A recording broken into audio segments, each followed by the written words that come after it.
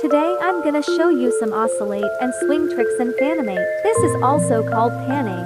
By the way, want this?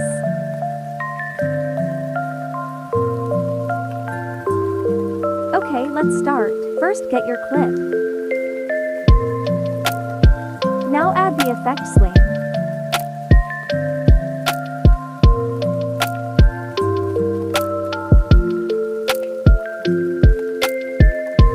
Start angle, 2 degrees, end angle, -1, frequency 5.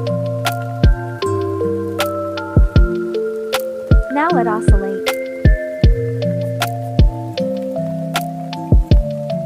Magnitude, 1, frequency, 20, the rest 0.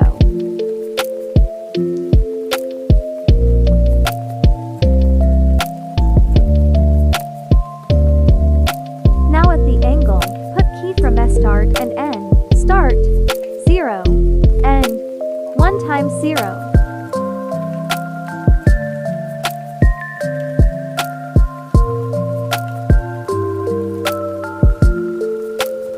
Thank you for watching.